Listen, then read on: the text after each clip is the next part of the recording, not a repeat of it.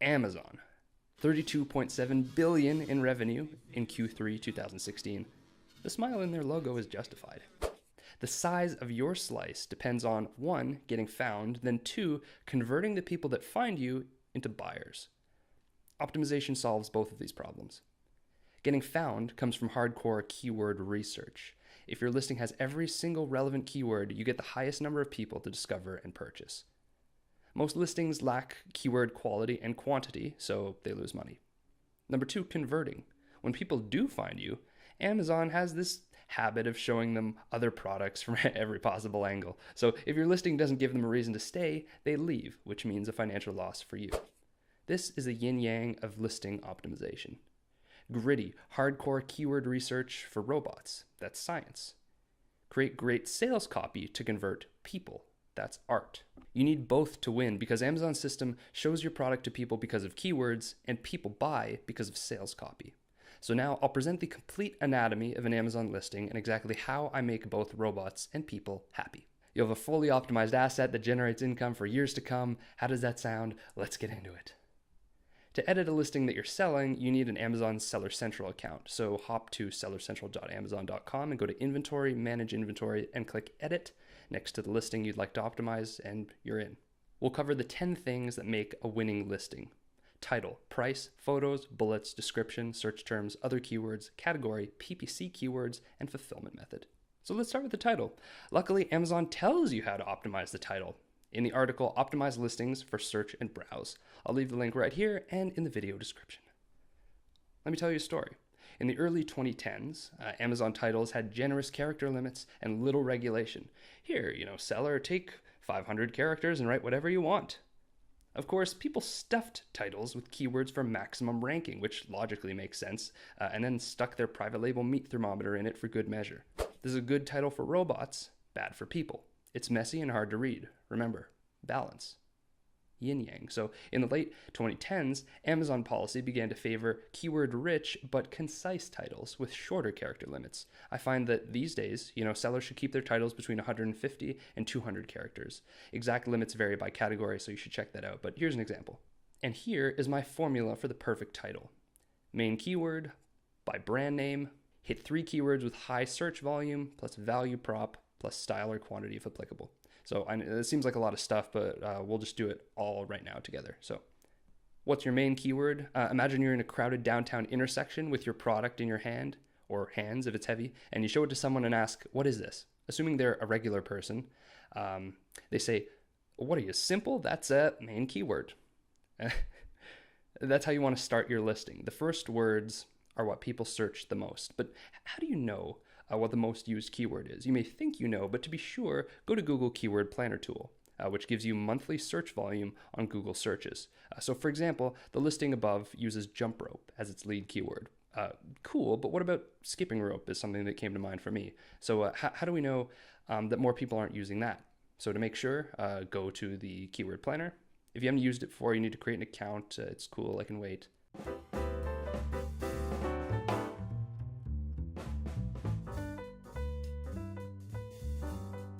So the results, jump rope, 1,000 to 100,000 monthlies, skipping rope, same range. When it's a draw like this, lead with the keyword that describes your product more accurately. In this case, this is a sporty rope. It's more jump and less skip, and I agree with their decision. Same story with this one, Bluetooth headphones. You can get keywords from the Google Keyword Planner tool or software like Merchant Words. Google's tool is free and Merchant Words is $30 a month. However, it's important to know that Google gives you search volume for, Google searches, and Merchant Words gives you search volume for Amazon searches. They're two different search engines. For one thing, people Google for information and products, whereas Amazon searches are exclusively for products. For Amazon listing optimization, Merchant Words is stronger data. If at all possible, get the subscription. I have a Merchant Words subscription, so when you buy a listing optimization service from us, you're getting keywords based on both Google and Amazon search volume, not just Google. Okay, next part, by brand name. Some people say, don't waste your character count on your brand name. I think there's some reason to that. We want keyword density and not some brand no one's heard of. However, if you never broadcast your brand name, the brand never gets built. Include the brand name so that customers notice you, they have good experiences, and eventually want to buy exclusively from you.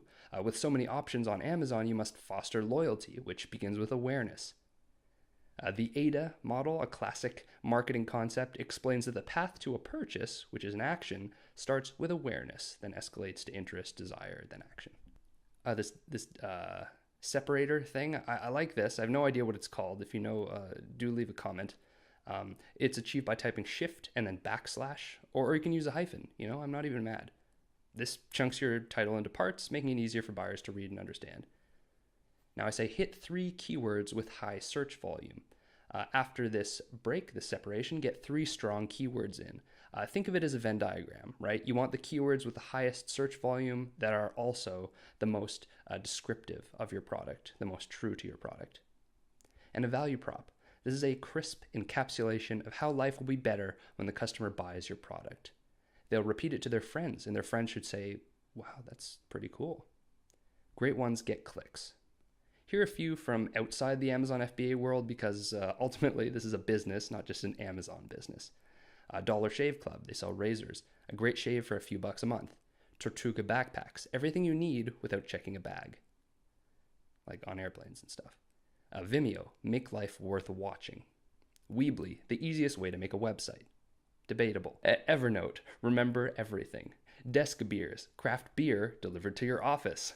That's a great idea. And Spotify, soundtrack your life. When writing yours, remember that the simpler the sentence, the more true it sounds to people. It's the same idea behind Occam's razor, which is the original Dollar Shave Club. The idea that the simplest answer is usually correct.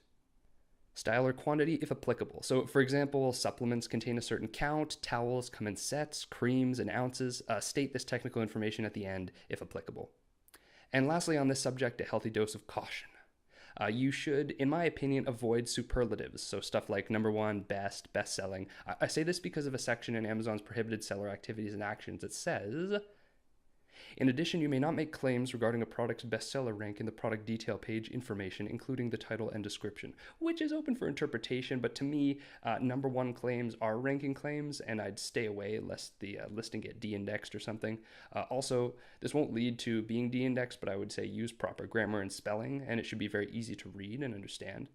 Also, if the title exceeds your allotted character count, you guessed it, de-indexed. This is real money. And before you finalize the format of your title, Amazon has a guide with recommended formulae for certain product categories. So for example, if you sell bedding, they prescribe this formula.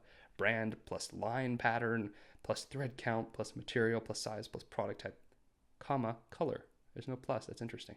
So it would look like that. I'll leave this link in the video description as well. Check it out to see if your category has any particular rules around the title. Number 2, price. In Seller Central, there's your price and also sale price, which is your chance to create a sort of deal feeling. This isn't for everyone. If your product is in a more austere, serious market, perhaps a price slash is most unbecoming. But whatever your slash, make it look believable. So $200 down to $10. What are you, simple? No thanks. $200 down to $175. I mean, that's better. It's a respectable product, and I get $25 off if I buy now. There's a healthy amount of urgency created there. So price slashing is a good incentive in moderation, but make sure the deal doesn't call the value into question or devalue your brand. For example, Apple products don't go on sale, and Udemy courses do go on sale. And how does that make you feel? When you're just starting out, it's better to price the item lower on average. Just think about it. This is a little strategy piece here. As long as it's above break even, right? You're getting more for it than you spent. It's better to make sales at lower margins for the sake of increasing your ranking and getting reviews rather than making no sales at all. So while we're also talking about pricing, consider creating publicly listed coupon codes for modest discounts, say 10 or 15%, to reward buying multiple units. You can control this in the Promotions tab in Seller Central. They'll show up under Special Offers and Product Promotions. This is a sort of a can't hurt, might help tactic. It really makes sense with consumables or giftable items where value increases with quantity. Your title gets you found, but your photos make people click on your listing as opposed to other ones. Amazon sellers currently have 7 visible photos that they can use, which are 7 different chances to sell. So what do you do? Well, here's the magic distribution. There's one main photo of just the product on white, and it fills at least 85% of the frame. Then 3 glamour or detail shots on white. Show off the curves, contours, detail, the texture, stimulate the senses. Because the buyer can't be there in person. It's the next best thing. And then 3 lifestyle or benefit shots. These include photos of people using the product, written benefits, mentions of your guarantees, etc. Some call these hero images because they allow the buyer to look at the photo and project themselves as the hero in the post-purchase fantasy life. Images with other humans convert higher than photos of just product because humans naturally project themselves into the driver's seat of any image. Let me show you some Amazon Prime examples. Silicone wedding rings. Himalayan salty salt lamp. Hammocks. You can't help it, right? You look at these photos of these people and you project yourself into their shoes. They're giving and receiving love. They're working hard at their desk. Relatable, anybody? And they're somehow energized and on another level that you can only access with your product. And most important, they're happy, right? And that's what you want. That's what we all want. People don't buy your product. They buy what it does for them.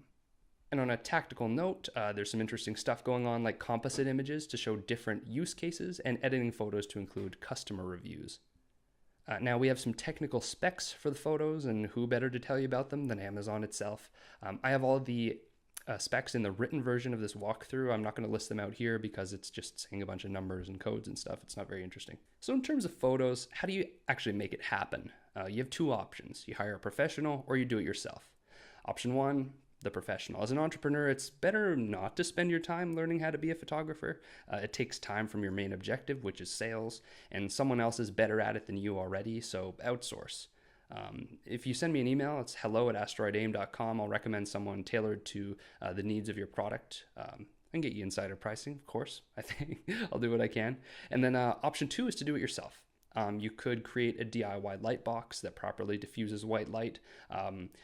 We built one of these in the office back in the day. Sometimes it's nice to have full control over the angles and composition of your listing photos.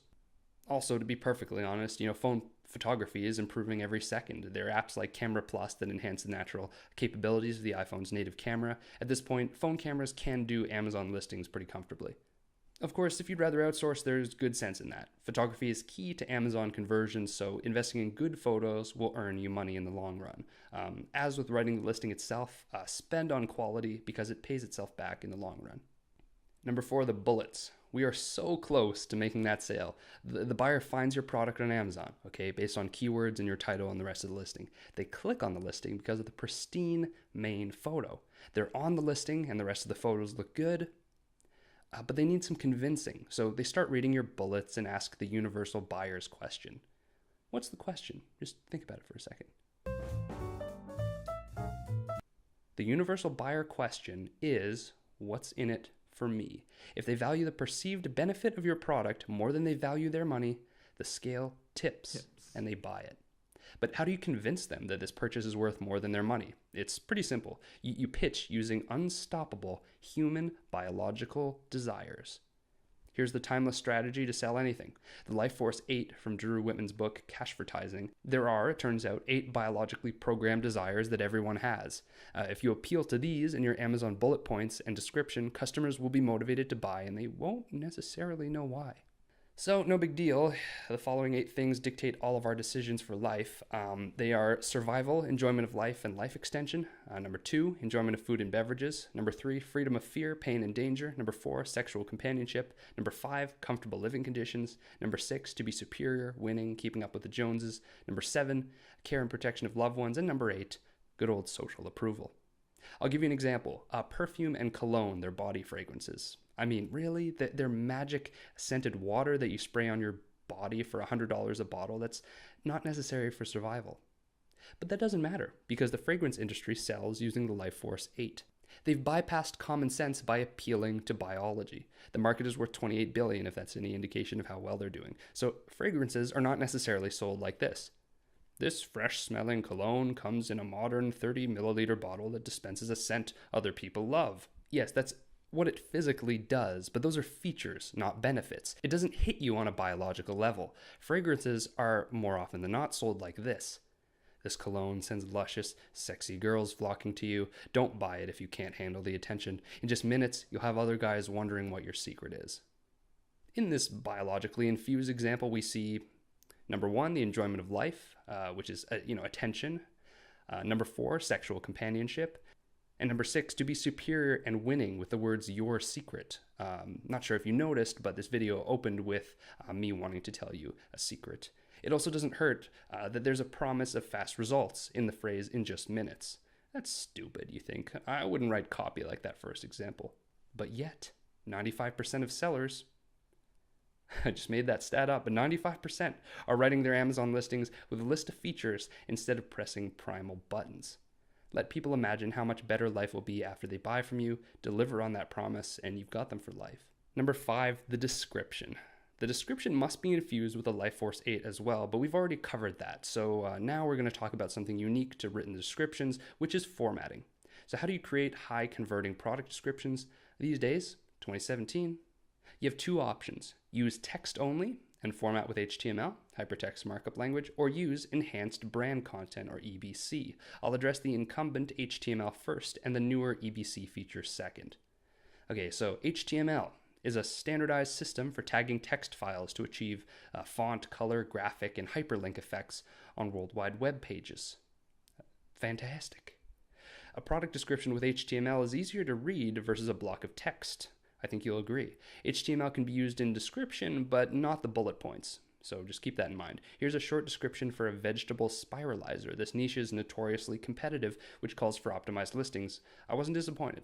Here's another description, which is also from page 1 of the search vegetable spiralizer. The writing is fine, but it's one block of text because it doesn't use HTML formatting.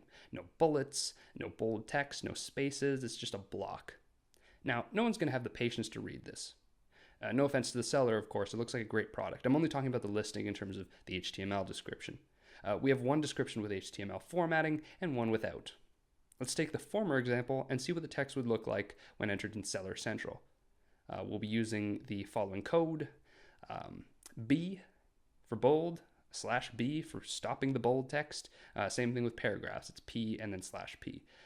And you'd write something like this in Amazon to display the description down in the screenshot above. Of course, if you just look at HTML in a Word document or something, it's ugly. But if you paste this baby into Amazon, watch it emerge as a masterful sales asset. And you'll notice that this listing even ends with a little call to action. Choose the Briefton's 5-blade spiralizer now. Compare that to just choose the Briefton's 5-blade spiralizer, and you'll realize the power of now. That's a little Eckhart Tolle pun for those who are so inclined. Sorry about that. Now, there are 3 power words that can help you sell more units. I'll just put them in here because I encourage you to include them in both the bullets and the description. The word because. Robert Cialdini asserts that when we ask someone to do us a favor, we will be more successful if we provide a reason. People simply like to have reasons for what they do. So this example was, say you're standing in line for the copy machine and you want to cut the line. What do you say to the person who's currently using the machine in order to cut the line? Here's our first attempt. Excuse me, I have 5 pages. May I use the Xerox machine? That had a 60% success rate. Attempt number 2. I have 5 pages. May I use the Xerox machine because I'm in a rush? 94% success rate. See the word because there. You give them a reason and they say, oh, that must be logical because there is a reason, regardless of what the reason is. And even more ridiculous, attempt number 3. Excuse me, I have 5 pages. May I use a Xerox machine because I have to make copies? 93% success rate, even though that's nowhere close to a good reason. Everyone needs to make copies. That's why they're there. It's ridiculous, but highlights the power of the word because. I encourage you to use it. Use the word value instead of price. Value is about advantages. Price is about what the customer loses in the form of money spent. People are programmed to avoid loss more than seek gains. It's a phenomenon called loss aversion. You may have noticed that I began this video by explaining how I was losing money on Amazon and described listings as bleeding cash. So you can definitely sell people on the gains of your product, but you want to address a certain pain points in the form of losses, which triggers this loss aversion response. People really don't want to lose things. And lastly, use the word imagine to allow the buyer to test drive life with your product post-purchase. Even if they haven't decided to buy it yet, it doesn't hurt to imagine the advantages, right? Just imagine it. There's no commitment there. All right, now let's discuss the newer, possibly cooler, Amazon Enhanced Brand Content, EBC. Your other option for the description is to ditch the HTML altogether and add images and text, all in a selection of formats. I think we can mostly agree it looks great, objectively better than plain text, so I imagine it does convert better. That said, some reviews of the program indicate that EBC content doesn't index in Amazon's search engine, so you don't currently, as of early 2017, have a ranking benefit from written EBC content included in the same way that HTML text descriptions have, with some accounts indicating a drop in sessions after switching over. But you know what? At the time of recording, EBC is still a relatively new feature, and I suspect that this is a temporary problem, and in the fullness of time, Amazon will index EBC text. I don't see them not doing that. It's still early days, so keep an eye on it. It looks great, and it's promising. Number 6, search terms. In Seller Central, go to your listing, then edit the Keywords tab. You'll see something like this. Each text box has a character limit. Use all the space that you can. It isn't visible to customers, so you can kind of go nuts here. Think of keyword inclusion as a pyramid. At the very top, your lead keyword that you put in your title first. Then the 3 keywords that we hit in the rest of the title. Then the keywords in your bullets and description, which also get indexed. And then we have the search terms. This is a different set. Why have I sort of ranked it in this hierarchy? It's because you don't actually use keywords that you've already included before. So repeat keywords are redundant and don't grant you any extra ranking power as articulated in Amazon in their international smash hit, Optimized Listings for Search and Browse, won the Cannes Film Festival in 2019. It says, also there is no additional benefit in providing keywords except when they contain unique information such as alternate names, abbreviations, etc. that doesn't fit in any other non-keyword field, by which they mean, if you haven't had it in your title, bullets, description, then you should definitely put that here if it's relevant. The most instructive thing to tell you which search terms to include is this chart that Amazon put at the bottom. In the diamond flower example, you shouldn't use those because they're redundant. So this section is for keywords that you haven't used in your title, bullets, or description, but are still relevant and will help more customers find the product. Don't use other brands because they're unrelated to the product itself. If you want to compare, I think you could do so suitably in the product description. Again, with this popcorn and ice cream thing, you want the intersection of high traffic and high relevance. Colors of India versus colors and colors. This is good news because it frees up room to write different keywords instead of worrying about capitalization, plurals, and punctuation. Where I'm from, Canada. We spell it like this, colors. Is that accounted for? I don't know, so I don't know how I'll fall asleep in my igloo tonight without that answer, but we'll see. I'll give it a shot. Lord of the Rings and LOTR, so abbreviations are recommended. Alternate names for the product. Again, just hop into the Google Keyword Planner tool and search keyword ideas to see what else people are looking for. Related subject matter and characters. I'll also add that if you're an insider in the niche in which you're selling, which is of course preferable, then include as many insider terms as you can here, something only hunters, biologists, or Canadians would understand. What do we all have in common? We'll have to wrestle a polar bear as a rite of passage. Between Google Keyword Planner Tool, Merchant Words, and other free online tools like keywordtool.io, you should be just fine. If you choose to work with my team, we have Merchant Words, which saves you time spent in research and writing, and also about $30 a month. 7. Other keywords. Once you enter your search terms in the back end, you'll see some other fields. These are particular to your product, and from what I can tell, this is a can't hurt, might help scenario. But honestly, not all tasks are created equal. Considering Pareto's principle, your title, bullets, description, and photos will account for 80% of your results, and stuff like this sort of falls by the wayside. It's not as important. So give those fields all of your most relevant keywords, and if you have keywords that A, have not been used, and B, also apply to the attributes that Amazon's asking for in these additional fields, go for it. Similar to the search terms section, the terms you enter here depend on your product, so there's no set prescription for this. Okay, number 8, category. When editing your listing, head to more details, then find category item type. This allows you to classify your item as you see fit. The key here is accuracy. The category should be true to the product. This affects your sales a lot because shoppers often browse by category. So if you're in a category that's not relevant to you, no sales, right? The easiest way to determine what category to choose is to look at a batch of 15 competitors if there are any, Mr. Blue Ocean Strategy, huh? And see how they're categorized. Then check their estimated monthly revenue with a tool like Jungle Scout to see if there's a correlation between where certain listings are categorized and their revenues. So here's an action plan for you. Scenario 1, all your competitors are in the same category and have good revenues. So in that case, I recommend to use the same category. Scenario 2, your competitors are all in the same category and have bad revenues, which begs the question, what are you going to do differently? Scenario 3, if competitors are in various categories, check their monthly revenues to find a correlation between what category they're in and how well they're selling. Scenario 3.1, if you find the category doesn't affect revenue, choose the category that's more accurate for your particular product. 3.2, if the category does affect revenue, choose the category with more revenue. Pretty straightforward. And remember, some Amazon categories require sellers to be ungated in order to sell there. So, of course, don't choose a product category that you're not allowed to sell in. Here's the full list of Amazon's gated categories. The most notable ones include beauty, clothing, and health and personal care. PPC keywords. Number 9. Do you run Amazon pay-per-click ads? You should. Aside from allowing you to buy your way to page 1 in about 30 minutes, PPC has a positive side effect: listing optimization. You may not have seen this coming, so just go through your ads, find your keywords that have an ACOS below 25%, and see if you can work them into your listing's title, description, headline, and back-end keywords. Some will integrate really well. So for example, I had a client who sold silicone baking mats, and they were one of the first. I'm just kidding. They're probably number 245 in the silicone baking mat market. Anyway, after running Amazon PPC for about 3 months, they found that the keyword silicone baking pan earned them $4 for every $1 that they spent on ads, which is a 25% ACOS. It wasn't intuitive, because that's a different product than a baking mat. But it turned out that people who were searching for pans bought mats. So they took this winning keyword and put it into a bullet point. I don't quite recall what it said, but it was something like the ease of tinfoil and the reusability of a silicone baking pan.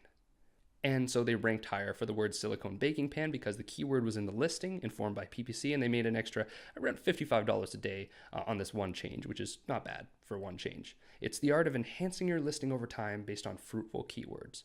The more ads you run, the better your listing gets. How beautiful is that? You are most welcome to use this one. And number 10, fulfillment. Use FBA, fulfilled by Amazon, and not FBM, fulfilled by merchant, which means shipping yourself to Amazon customers. Aside from handling your shipping and most customer service, using FBA makes you instantly eligible for Prime 2-day shipping. Plus, there is colloquial evidence to suggest that Amazon favors FBA-fulfilled listings in search results, and why wouldn't they? Amazon increases their revenue that way. So, if at all possible, use FBA, fulfillment by Amazon. Wow, that is it. What a journey. You've made it this far. I feel like we're friends now, and I think you deserve a reward. If you'd like our team to optimize your title, bullets, description, and search terms for you, enter this code on our website and get a discount on your listing optimization service. It's only fair because, you stuck through this whole thing. Work with us, and we'll deliver a powerful, efficient asset that makes recurring income for years to come. We guarantee that you'll be happy with it or your money back. We even do revisions if you need to, so that what we deliver is true to your vision. Let's work together on this. Thanks a lot for watching. My name is Patrick, and I'll see you in the next one.